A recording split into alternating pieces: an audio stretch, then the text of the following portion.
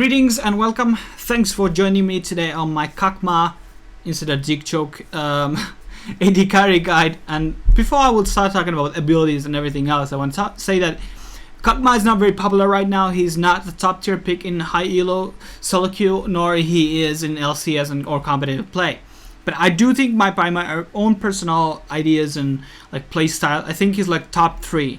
Why? Because he has really good early game, mid game, and late game.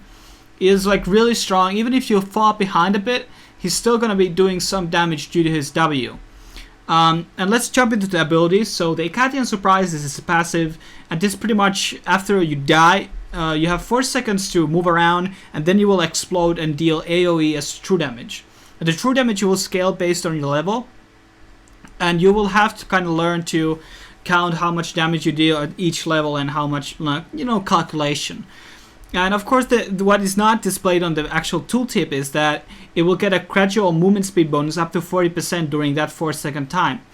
If you were to play AP Kogmaw, which is not really part of this guide, it will also proc Rely and Linery effects with the passive. The next ability is Q, and this is has 2 sides, so it has a attack speed bonus as a passive up to 30% from 10% at the first level. And it all then has a skill shot that deals magic damage, which scales from AP and reduces armor and ammo reduction. This is a really good ability, but it doesn't go through minions, so you have to learn to really nail it down. This is a very skill shot based champion, I'm gonna say, and it's gonna take some practice to land them all as a combo. But overall, you max out Q as second. Then we have the most important ability, which is Bi-Arc and Parage, aka W. And this is something that gives the Kog'maw a bonus attack range and deals percent of target's max health as an additional magic damage. And this scales from 1% per 100 AP. But the most important part is the bonus range. You will outrange every other champion in the game, except Tristana and Caitlyn probably, and Jinx Q. I'm not sure about the Jinx part. But the big idea is that you can actually free poke in every lane except Caitlyn early on with W, and this will like do 3 trades, and because it does magic damage, it's like extra 25 or 30 damage to champions. And it's quite a lot of it's quite a lot of like poke, and this is why it's really good champion, because even if you're behind, you can like safely farm from a distance. Or either you will poke and aggressively sometimes throw pokes. And it doesn't have a mana cost anymore as it did in the past. That's why it was kind of banned in the past, because you ran out of mana all the time. Now it's like free poke pretty much. And then we have E. I know if I didn't say the W is one that you max out first and start with first. So E is Void Ooze, and this pretty much like sends us sperm or whatever cum it is, I don't know, man, on a line. And this is a zoning ability, and it also slows everybody, and everybody who stands it gets slowed as well. And it's actually a hardcore slow because it's 52 at the last rank. It is okay magic damage. This is the one you max out third as ability. It's good for wave clear, it's good for zoning, it's good for comboing. So first you do E, and then you position yourself if you have the chance. If there's minions, then you shoot the Q, so it has like a higher chance to hit. And then you could draw out ultimates if needed. And the ultimate pretty much is one big mana drain. You gotta use it carefully, because every 6 seconds, if you use the second living artillery within the 6 seconds, it will cost 40 extra mana. And Kog'Maw doesn't have a lot of mana, and we won't be building something shit like Mana Moon in this build, so we don't have like extra mana. So you use this for like checking bruises so you don't get ambushed and like trapped in and situations like that. You just kind of like a prevention tool as for that. And then this scales from magic damage and AP, from AD and AP, and deals 100% extra damage to champions. One key point that needs to be understood is that all of the abilities do magic damage, and this goes to my second point. So moving to the second part, which is the items. Startup, you're gonna start with Doran's Blade, Potion, and a Ward, as always with almost every AD carry. After this, you will build out a Phage, and of course this builds into Trinity. Why Trinity? Trinity is a really good item for multiple reasons. It gives you mana, which is good with the ultimate.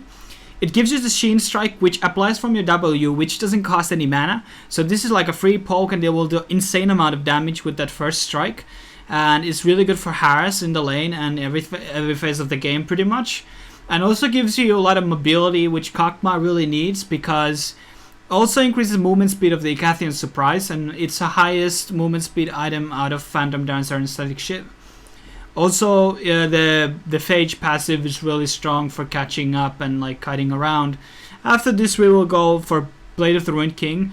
Bloodthirst is not a good item. Why? Well, it's mostly because Kog'Maw doesn't have any AD scaling. Everything like does magic damage and scales from AP, except the ultimate a bit. But the ulti has like shitty scaling on like 80 from the AD side, so you don't build it.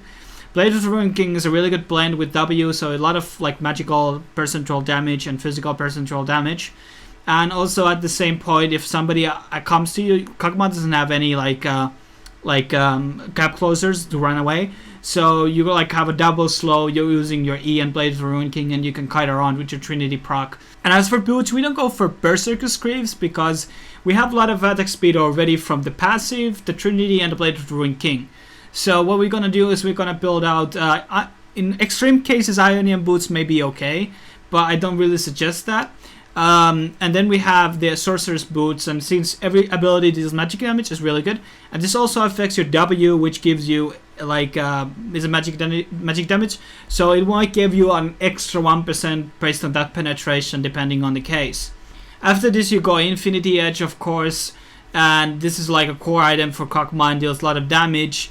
And then you can optionally choose Last Whisper. It's good for certain cases, and I think in most cases you should build it.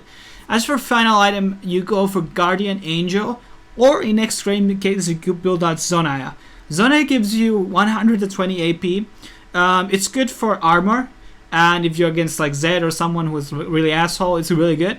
Also, the good part of it is like everything scales your AP abilities. I also give you extra 1% to your Pyro Arcane Parage. So it's actually a really good offensive item and defensive item for Kog'Maw at the same time. It's a situational, but sometimes I build it on certain cases if I'm like a heavy AD comp against. And I wouldn't suggest, of course, like Guardian is just one of a good examples as an item, but I wouldn't build any other items aside from this as situational as they are. Going to the third part of the guide is the actual runes, of course, and it's pretty traditional in this part, nothing too special. Instead of, some people use attack speed quints these days. Kog'Maw doesn't really need them because he already has so much attack speed in his kit and of course on the items that we're going to use them. So I don't use them. Instead I will have Life Steal because give better trading early on, and if you go behind you can Life Steal a bit and stay on the lane much easier if you don't have a healer or one with shield as a support.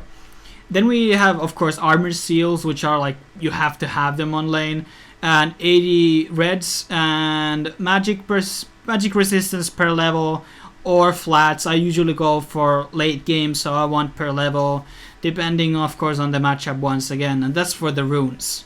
Next up, a bit about the actual masteries. So it's pretty standard stuff here. I use a tree with 25 on offense, pretty much all the important stuff like Havoc, Devastating Strikes, Frenzy, and Warlord and all that. And then I have one rank at Sorcerer. You can swap that out if you don't want to. It's not like super important for Kog'Maw really. Then we have 4 points on defense. I have Block. This gives you like 2 damage reduction against champion basic attacks. Really important for trading. Really important. And then I have an Enchanted Armor for 5% bonus armor and magic resistance. And people say like, but 5% is nothing. You get like 5 out of 100. But you have to like take a consider if there's Oriana, there's aura items, and there's like a lot of things. Even if you don't build them yourself, there will be a lot of friends like Braum who will give you bonus armor and magic resistance. And because of that, it's a really strong cost, like really cost efficient mastery. And I take a 1 point in utility. You can take a Face Walker if you want to. I really like the Scout because sometimes my support doesn't ward where he should, and sometimes there are nasty level 1 wait up at some brush, and I don't want to like face check it. So having that 15% extra range for that ward is really good sometimes, and it gives you in certain spots in the map. You could make like a whole video about it, how big of a difference it is to like have this mastery, but it's really good. Finally, I want to talk about a bit of the lane matchups. There's nothing too much like a nuclear science here. Bad matchup for Kog'maw, I don't see many. Caitlyn can be annoying, but if you have really good support with a shield or a heal, Caitlyn is no problemo. But Caitlyn can poke you around and like out damage you early on and harass you, so it's not a matchup you really want to go into. But I can feel safe on against Lucian, Graves, and other types of AD cards like this. And as for goes for supports, I don't like playing against Janna. Leona is actually relatively easy because you do so much percentual damage, but Leona can lock you down because you don't have any like mobility as AD carry. So, and that's what really syncs well with Kog'Maw. Kog'Maw has like high compatibility with most of the supports. Like Morgana is really good with Janna is really good, and Nami, because Nami's E does so much damage and has like a lot of synergy because it can give mobility to Kog'Maw a lot and heal him. And Soraka is pretty good too because he can heal Kog'Maw as well. And Braum, of course, is pretty good as well for certain kinds of matchups.